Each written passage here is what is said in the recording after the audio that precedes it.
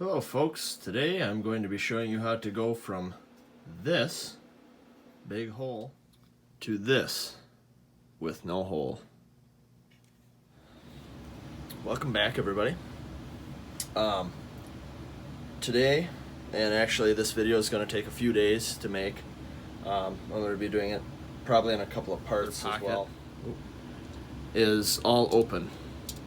I am going to be filling that in this video, kind of giving a rundown on how I'm going to be doing it, things that I find helpful when I do it, and we'll go from there. So first thing that I'm going to do is remove the shell from the engine. So I want to fill this in because I'm going to be adding, and I actually have ordered the detail parts for the front of here. Now, I don't know if you guys can see, but these older MTH pilots had, I don't know, some detail. I'm not honestly sure what that is. I think what I'm also going to do is grind that down flush so that everything is smooth, just like on the SD40-2s.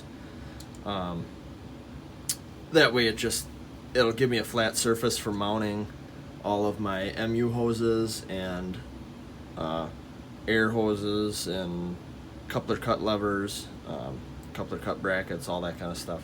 What I'm going to do now is show you guys how I cut spacers. Or have here, what I'm going to be using is just this 0.04 inch thick styrene sheet, and this is what I use mostly for my spacers in my locomotives.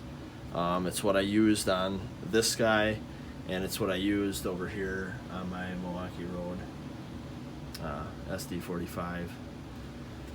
So what I want to do is get a rough idea of how big to make it.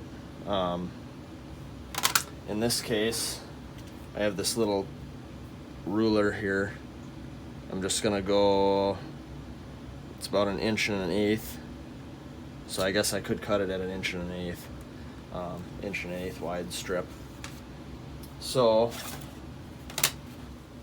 take my ruler,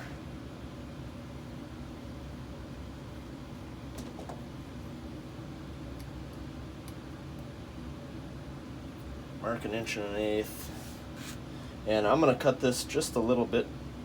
Actually, I'm gonna cut a whole strip of it, like a whole 5-inch strip.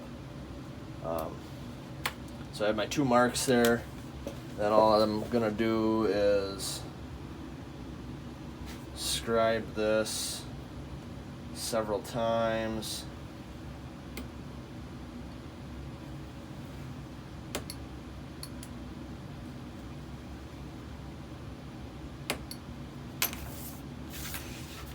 And then styrene, after you scribe it a few times, you can just bend it backwards and snap it off.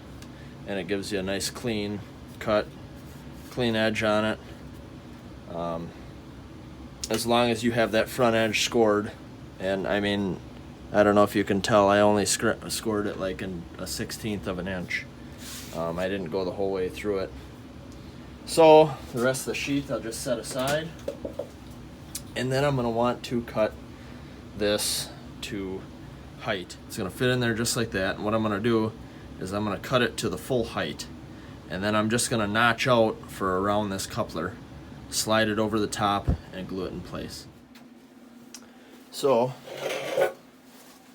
now that we have our spacer installed, and it's actually looking pretty good, it fit in there quite nicely. I don't know if you can tell on camera, but there is slight cracks all the way around it, and that's perfectly okay. What I did was I cut it just so that it would fit in. It was actually a little snug on this side, which actually helped. I was able to get it set, and then all I did was take a couple of drops of super glue. This is the stuff that I use, the Ultra Gel Control, and I actually ran out of the instant set spray, so it took a. This stuff dries a little bit slower than regular super glue, especially if you're using it on metal and such, which is okay. It kind of gets tacky when you place it on, which gives you enough time to fudge with your piece, and then once your piece is where you need it, you can kind of just blow on it and it dries. Obviously, if you have that instant setting spray, you can put your super glue on, or CA glue, or whatever you use, and just spritz it with that as long as you have it set, and then it's not going to go anywhere. So I went around the coupler and then also around this outer edge here. Now that this is done, I am going to just take my putty and I'll kind of show you guys that. So what I like to do with this, and this is actually starting to get a little hard on me, but I'll just take some, and I'm actually going to get rid of this hard chunk that's out front, but I'll just take a little bit right on my finger and just mash it right in around the seams. And again, this isn't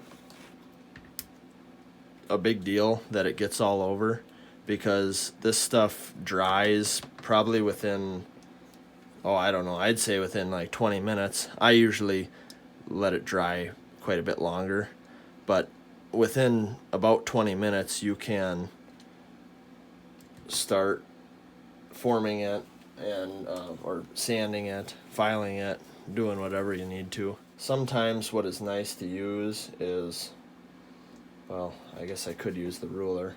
I've used an X-Acto knife before, but if you need small details, this stuff cleans off of things really easily. So I'll just take a small flathead screwdriver, get a little bit on there, and just work it in all around the cracks that I want to fill. And like I said, sometimes if you have a bigger crack or gap that you want to fill, you might have to do 2 coats on it. Glop it in there good the first time, and then wait for it to dry, sand it down smooth, and put a whole nother layer on it. That'll really get it set in there good. I don't know how well you guys can see that on camera, but I'm kind of just pressing it, using my thing and just pressing it into the grooves that I want it to go into, and getting it nice and tight up against that coupler box. It's actually so fast drying that it's starting to dry while I have it open.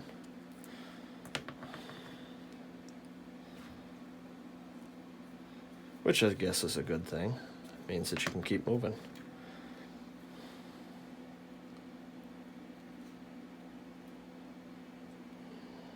But so I'll kind of just show you guys this, and like I said, I'm getting some up here by the coupler, and it kind of gets everywhere. It's a little bit messy, but it's super easy to take off any extra that gets anywhere that you don't want it.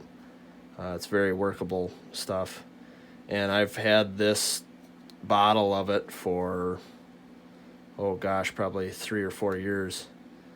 And I mean, I don't do a whole ton with it, pretty much just my locomotives, but I would recommend using it, because it does, like I said in the little bit ago, it does just clean things up and make it look a little bit finer. So once I'm happy with it, I'm just going to take off these big chunks here.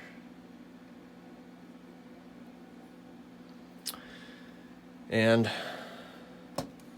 clean off my screwdriver.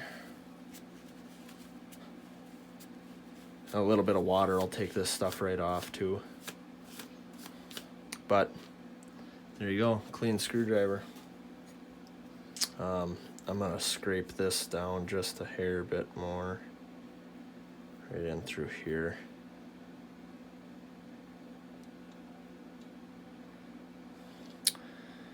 And then let it dry, and I'll show you filing it a little bit.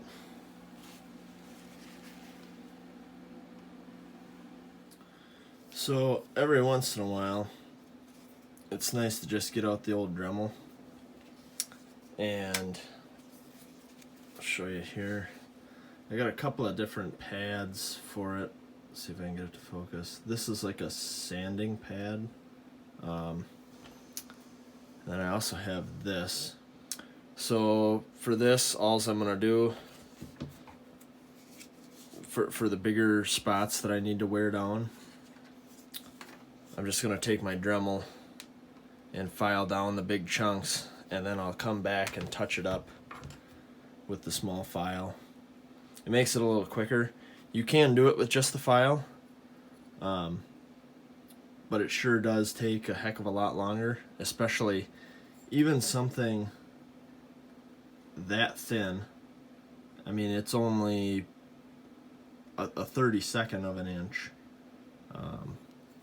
It takes quite a bit of time with the file, so I like to just hit it with the Dremel, and the bulk of it at least, and then come back in with the file and touch it up. And I'm back with that all finished up using the Dremel. I don't know if you could tell very much kind of where I did, but it looks pretty rough right now, and in most spots it is. But like I said, not too big of a deal, because I'll just come back and hit it with the file, clean up any burrs that may still be there or whatever, file it down smooth, maybe hit it with a little bit of sandpaper more in the spots that I've put the putty, and then this will be ready for paint. I'm gonna paint it, and then I'm gonna apply the details. So I'll go ahead and hit it with the file, and I'll be right back. Okay, now that we have most of the filing done, you can still kind of see that there are a few divots and whatnot. That's okay. All I'm gonna do is just take this putty and fill in some spots, go over it once more, sand it down smooth, and then it should be ready for paint. Alright, so that turned out to be quite a few spots. So I ended up just coating the whole thing, and you can see I left some high spots. It's still a little pliable, so I could push those down a little bit if I wanted, but I'm really not that concerned with this. It's super easy to sand, like I said before, so I'm gonna let this dry. I'm gonna let it actually just dry overnight because it's getting late, and we'll come back and we'll sand it tomorrow. So there we have it, everyone. I have the shell back on, and I have it painted both sides. I obviously have touch-up paint to do. I get to that kind of whenever. I messed up on the placement on where to put that safety tread mark, or on the edge of the step. So I'll have to go back, and after that dries, as you can see, there's two marks right next to each other. I need to get rid of that top one. And of course I did that on both sides, and I didn't realize it until I had looked at the front for the placement. So should have done that first, but not too big of a deal. Paint stuff I can work on whenever. So for now, I'm gonna end this with a quick run around the layout, just to show you guys what it looks like with just doing the couplers, around the couplers, how much of an improvement that can make. And then once I get the detail parts, I'll be doing part 2 of this video. So anyways, I hope this was helpful and that you guys enjoyed, and I will see you in the next video.